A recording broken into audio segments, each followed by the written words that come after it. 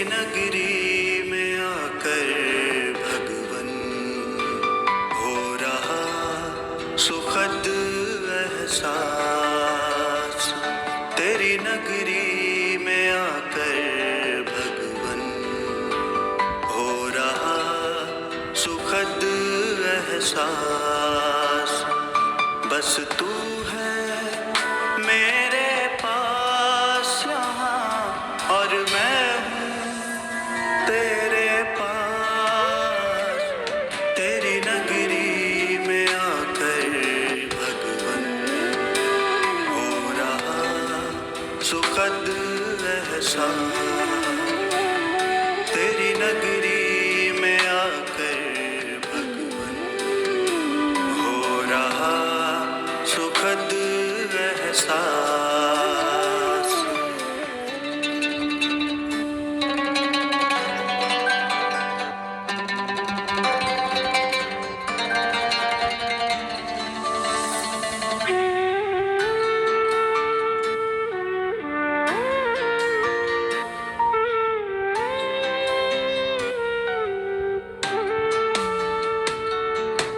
तेरा मेरा साथ यहाँ सच में कितना सुहाना है।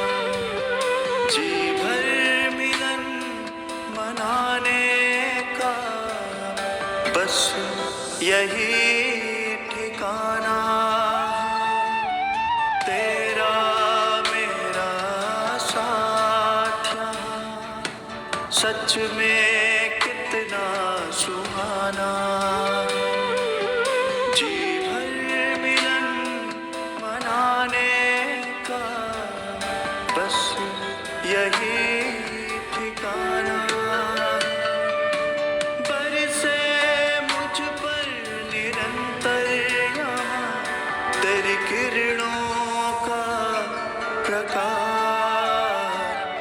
तेरी नगरी में आकर भगवन हो रहा सुखद एहसास। तेरी नगरी में आकर भगवन हो रहा सुखद एहसास।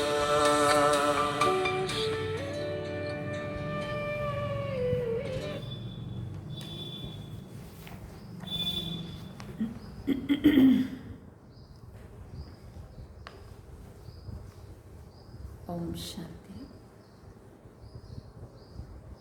आज बाबा के महावाक्य हैं।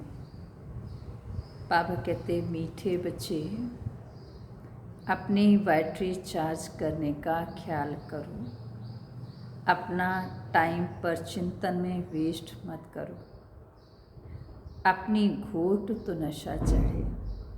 आज का प्रश्न है, ज्ञान 1 सेकंड का होते हुए भी बाप को इतना डिटेल से समझाने व इतना समय देने की आवश्यकता क्यों है?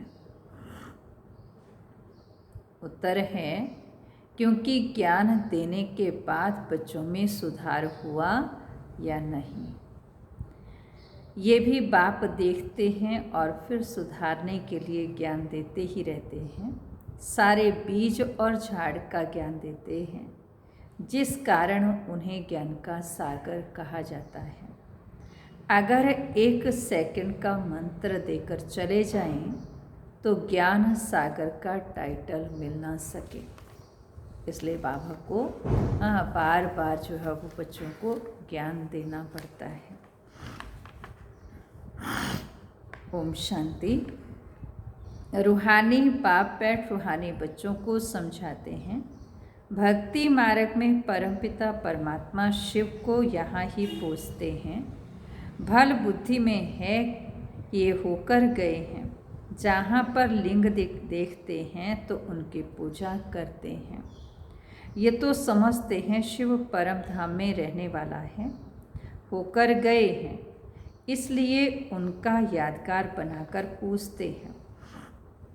जिस समय याद किया जाता है तो बुद्धि में ज़रूर आता है कि निराकार है, जो परम धाम में रहने वाला है। उनको शिव कह पूजते हैं। मंदिर में जाकर माथा टेकते हैं, उन पर दूध, फल, जल आदि सब चढ़ाते हैं। परंतु वह तो जड़ है, जड़ की भक्ति ही करते रहते हैं। अभी तुम बच्चे जानते हो वह चैतन्य, उनका निवास स्थान परम धाम है। वह लोग जब पूजा करते हैं तो बुद्धि में रहता है कि परम धाम निवासी है, होकर गए हैं। तब ये चित्र आदि बनाते हैं जिसकी पूजा की जाती है। वह चित्र कोई शिव का नहीं है, उनको उनकी प्रतिमाएं हैं।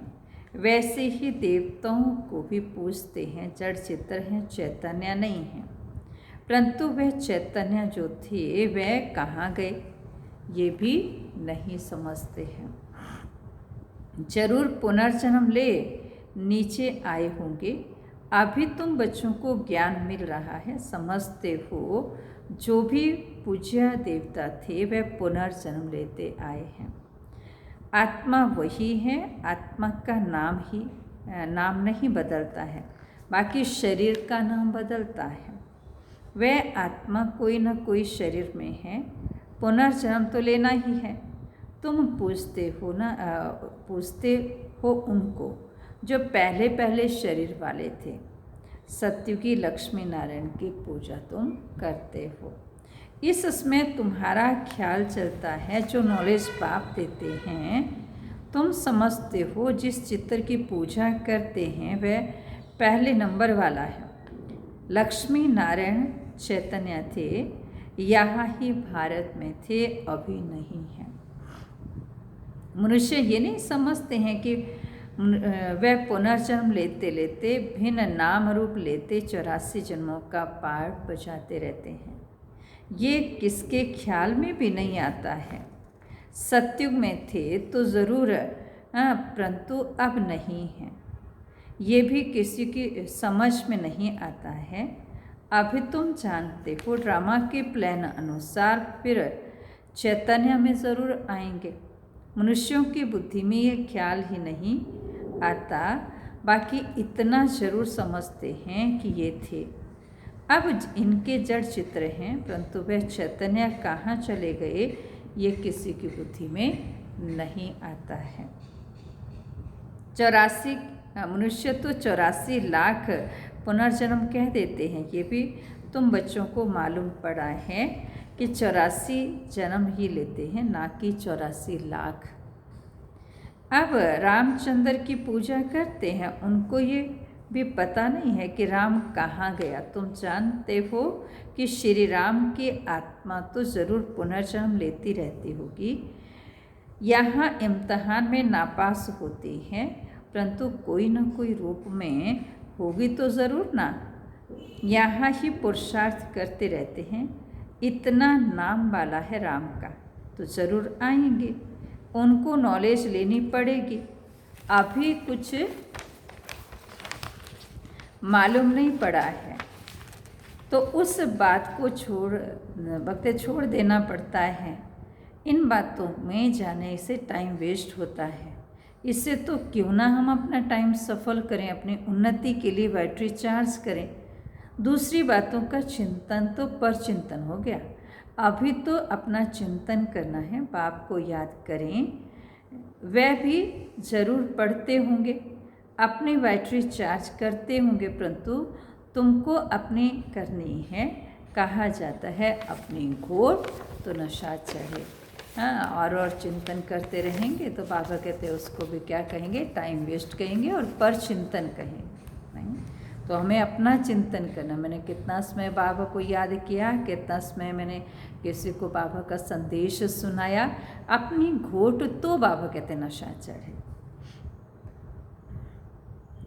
बाप ने कहा है जब तुम सतो प्रधान थे तो तुम्हारा बहुत ऊंचा पद था। अब फिर पुरुषार्थ करो, मुझे याद करो तो भी कर्म विनाश मंजिल है ना।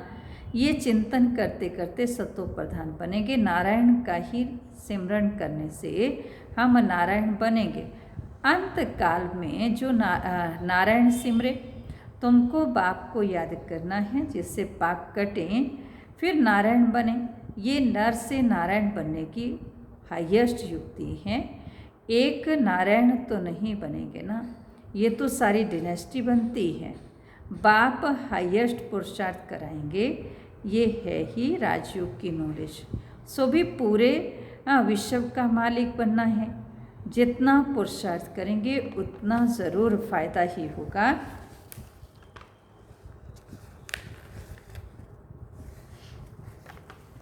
तो बाबा कहते जितना पुरुषार्थ करेंगे उतना फायदा है। ये है ही राजयोग की नॉलेज। वो भी पूरे विश्व का मालिक बनना है। जितना पुरुषार्थ करेंगे उतना ज़रूर फायदा है। एक तो अपने को आत्मा निश्चय करो। कोई लिखते भी हैं, फलानी आत्मा आपको याद करती है। आत्मा शरीर के द्वारा लिखती है। आत्मा का कनेक्शन है शिव बाबा के साथ। मैं आत्मा फलाने शरीर के नाम रूप वाली हूँ, ये तो ज़रूर बताना पड़ेगा ना, क्योंकि आत्मा के शरीर पर ही भिन्न भिन्न नाम पड़ते हैं। मैं आत्मा आपका बच्चा हूँ, मुझ आत्मा के शरीर का नाम फलाना है। आत्मा का नाम तो कभी बदलता नहीं। मैं आत्मा फलाने शरीर वाली हूँ, शरीर का नाम रूप भी ज़रूर चाहिए, नहीं तो कारोबार चल ना सके। यहाँ बाप कहते हैं मैं भी इस ब्रह्मा के तन में आता हूँ टेम्परेरी। इनकी आत्मा को भी समझाते हैं मैं इस शरीर से तुमको पढ़ाने आया हूँ। ये मेरा शरीर नहीं है, मैंने इनमें प्रवेश किया है, फिर चले जाएंगे अपने धाम। मैं आया ही हूँ तुम बच्चों को ये महामंत्र देने।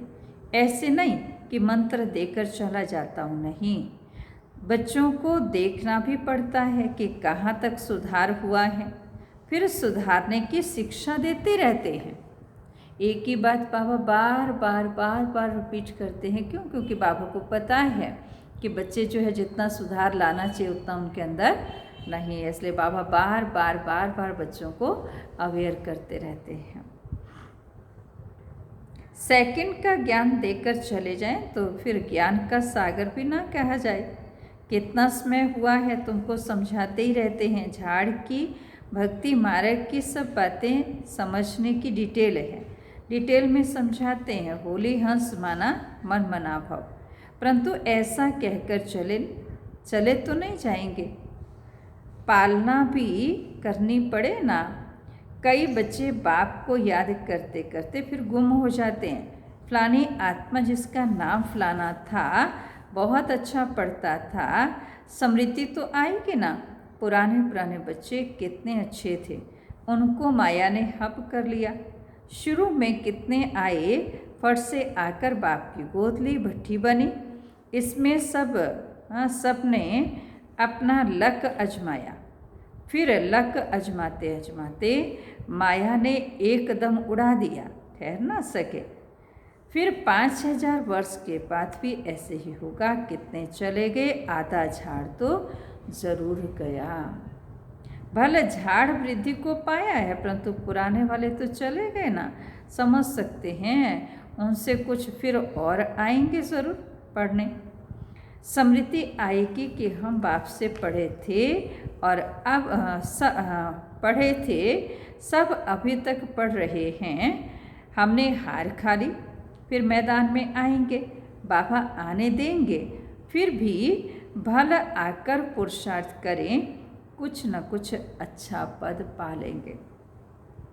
बाप स्मृति दिलाते हैं, मीठे मीठे बच्चे मामेकम याद करो तो तुम्हारे पाप कट जाएंगे। अब कैसे याद करते हो? क्या ये समझते हो कि बाबा परम धाम में है? नहीं, बाबा तो यहाँ रथ में है। इस रथ का सबको मालूम पड़ता जाता है। ये है भाग्यशाली रथ। इनमें आया हुआ है, भक्ति मार्ग में थे तो उनको परम धाम में याद करते थे, परंतु ये नहीं जानते थे कि याद से क्या होगा। अभी तुम बच्चों को बाप खुद इस रथ में बैठ श्रीमत देते हैं, इसलिए तुम बच्चे समझते हो बाबा यहाँ इस मृत्यु लोक में पुरुषोत्तम संगम युग पर है। तुम जानते हो हमको ब्रह्मा को याद नहीं करना है। हाँ, बाबा कहते ना ब्रह्मा को याद करना है, ना ब्रह्मा को कुछ देने से हमारा जमा होगा। ब्रह्मा को याद करने से पाप भी नहीं कटेंगे। तो पापा कहते ब्रह्मा को कुछ देना नहीं है। बाप कहते हैं मामेकम याद करो, मैं इस रथ में रहकर तुमको ये नॉलेज दे रहा हूँ, अपनी भी पहचान देता हूँ, मैं यहाँ हूँ। आगे तुम समझते थे परम धाम में रहने वाला है, होकर गया है, परंतु कब ये पता नहीं था। होकर तो सब गए हैं ना, जिनके भी चित्र हैं अभी वे कहाँ हैं ये किसी को पता ही नहीं। जो जाते हैं वह फिर अपने समय पर आते हैं, भिन्न भिन्न पार्ट बजाते रहते हैं। स्वर्ग में तो कोई जाते नहीं। बाप ने समझाया है स्वर्ग में जाने के लिए तो पुरुषार्थ करना पड़ता है, और पुरानी दुनिया का अंत नई दुनिया की आदि चाहिए, जिनको पुरुषोत्तम संगम युग कहा जाता है। ये ज्ञान अभी तुमको है। मनुष्य कुछ भी जानते नहीं, समझते भी हैं शरीर जल जाता है, बाकी आत्मा चली जाती है। अब कलयुग है तो ज़रूर जन्म कलयुग में ही लेंगे। सतयुग में थे तो जन्म भी सतयुग में लेते थे। ये भी जानते हो आत्माओं का सारा स्टॉक निराकारी दुनिया में होता है। ये तो दुनिया में बैठा है, दुनिया में तो बाबा कहते ये तो बुद्धि में बैठा है ना, फिर वहाँ से आते हैं, यहाँ शरीर धारण कर जीव आत्मा बन जाते हैं। सबको यहाँ आकर जीव आत्मा बनना है, फिर नंबरवार वापस जाते हैं। सबको तो नहीं ले जाएंगे ना, नहीं तो प्रलय हो जाए। दिखाते हैं कि प्रलय हो गई, रिजल्ट कुछ भी नहीं दिखाते। तुम तो जानते हो ये दुनिया कभी खाली नहीं हो सकती है। गायन है राम गयो रावण गयो, जिनका वो परिवार, तो राम का भी बहुत बड़ा परिवार तो रावण का भी। सारी दुनिया में रावण संप्रदाय है ना, राम संप्रदाय तो बहुत थोड़े हैं। राम की संप्रदाय है ही सतयुग त्रेता में, बहुत फर्क रहता है। बाद में फिर और टाल टालियाँ निकलती हैं। अभी तुमने बीज और झाड़ को भी जाना है। बाप सब कुछ जानते हैं, तब तो सुनाते रहते हैं, इसलिए उनको ज्ञान का सागर कहा जाता है। एक ही बात अगर होती तो फिर कुछ शास्त्र आदि भी बन ना सके। झाड़ की डिटेल में समझाते रहते हैं। मूल बात नंबर 1 सब्जेक्ट है बाप को याद करने का। इसमें ही मेहनत है, इस पर ही सारा मदार है। बाकी झाड़ को तो तुम जान गए हो। दुनिया में इन बातों को कोई भी नहीं जानते हैं। तुम सब धर्म वालों की तिथि तारीख आदि बता सकते हो।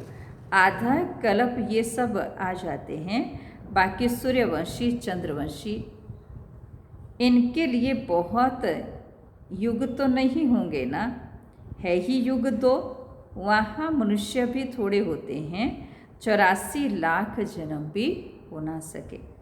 मनुष्य समझ से बाहर जाते हैं, इसलिए फिर बाप आकर समझ देते हैं। बाप जो रचयिता है वही रचता और रचना के आदि मध्य अंत की नॉलेज बैठ समझाते हैं। भारतवासी तो बिल्कुल कुछ भी नहीं जानते हैं, सबको पूछते रहते हैं। मुसलमानों को, पारसियों को जो आया उनको पूजने लग पड़ेंगे, क्योंकि अपने धर्म और धर्म स्थापक को नहीं जानते हैं। और तो सब अपने अपने धर्म में जाते हैं और अपने धर्म को जानते हैं। सबको मालूम है फलाना धर्म कब और किसने स्थापन किया। बाकी सतयुग त्रेता की हिस्ट्री ज्योग्राफी का किसी को पता ही नहीं है। चित्र भी दिखाते हैं, शिव बाबा का ये रूप है, वही ऊंचे ते ऊंच बाप है, तो याद भी उनको करना है। यहाँ फिर सबसे जास्ती पूजा करते हैं श्री कृष्ण की, क्योंकि नेक्स्ट में है ना। प्यार भी उनको करते हैं, तो गीता का भगवान भी उनको समझ लिया है। सुनाने वाला चाहिए तब तो उनसे वर्षा मिले। बाप ही सुनाते हैं नई दुनिया की स्थापना और पुरानी दुनिया का विनाश कराने वाला और कोई है ही नहीं सिवाय एक बाप के। ब्रह्मा द्वारा स्थापना, शंकर द्वारा विनाश, विष्णु द्वारा पालना, ये भी लिखते हैं यहाँ के लिए है, परंतु समझ कुछ भी नहीं है। तुम जानते हो वह निराकारी सृष्टि है, ये है साकारी सृष्टि। सृष्टि तो यही है, यहाँ ही राम राज्य और रावण राज्य होता है। महिमा सारी यहाँ की है, बाकी सूक्ष्म वतन का सिर्फ साक्षात्कार होता है। मूल वतन में तो आत्मा रहती हैं, फिर यहाँ आकर पाठ बजाते हैं। बाकी सूक्ष्म वतन में क्या है, ये चित्र बना दिया है जिस पर बाप समझाते हैं तुम बच्चों को ऐसा सूक्ष्म वतनवासी फरिश्ता बनना है। फरिश्ते हड्डी मांस बिगर होते हैं, कहते हैं ना, दधीची ऋषि ने हड्डियाँ भी दे दी। बाकी शंकर का गायन तो कहाँ है ही नहीं। ब्रह्मा विष्णु का मंदिर है, शंकर का कुछ भी नहीं है। तो उनको लगा दिया विनाश के लिए। बाकी ऐसे कोई आंख खोलने से विनाश नहीं होता है। देवताएं फिर हिंसा का काम कैसे करेंगे, ना वह करते ना शिव बाबा करते। ऐसा डायरेक्शन बाबा भी कभी नहीं देते हैं। डायरेक्शन देने वाले पर भी आ जाए ना, कहने वाला भी पहुंच जाता है। वह तो शिव शंकर को इकट्ठा कह देते हैं। अब बाप भी कहते हैं मुझे याद करो, मामेकम याद करो। ऐसा तो नहीं कह सकते, कहते शिव शंकर को याद करो। पतित पावन एक को ही कहते हैं। भगवान अर्थ सहित बैठ समझाते हैं। ये कोई जानते नहीं है कि ये चित्र देख मूंझ पड़ते हैं। अर्थ तो ज़रूर बताना पड़े ना, समझने में टाइम लगता है। कोटों में कोई विरला निकलता है। मैं जो हूँ जैसा हूँ, कोटों में कोई ही मुझे पहचान सकते हैं। फिर बाबा कहते हैं अच्छा मीठे मीठे सिक्के लिधे बच्चों प्रति माता पिता बाप दादा का याद प्यार और गुड मॉर्निंग। रूहानी बाप की रूहानी बच्चों को नमस्ते। हम रूहानी बच्चों की रूहानी बाप दादा को नमस्ते जी। गुड मॉर्निंग बाबा, थैंक यू बाबा, शुक्रिया बाबा। तो धारणा के लिए मुख्य सार है, किसी भी बात के चिंतन में अपना समय नहीं गंवाना है, अपनी मस्ती में रहना है।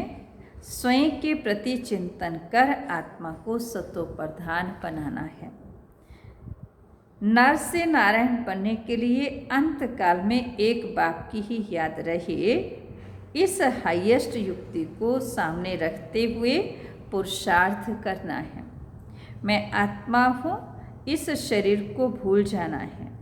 आज का वरदान है, दाता की देन को स्मृति में रख, सर्व लगावों से मुक्त रहने वाले आकर्षण मूर्त भव। कई बच्चे कहते हैं कि इनसे मेरा कोई लगाव नहीं है, परंतु इनका ये गुण बहुत अच्छा है या इनमें सेवा की विशेषता बहुत है। लेकिन किसी व्यक्ति व वैभव के तरफ बार बार संकल्प जाना भी आकर्षण है। किसी की भी विशेषता को देखते, गुणों को व सेवा को देखते दाता नहीं भूले। ये दाता की देन है। ये स्मृति लगावों से मुक्त, आकर्षण मुक्त बना देगी। किसी पर भी प्रभावित नहीं होंगे।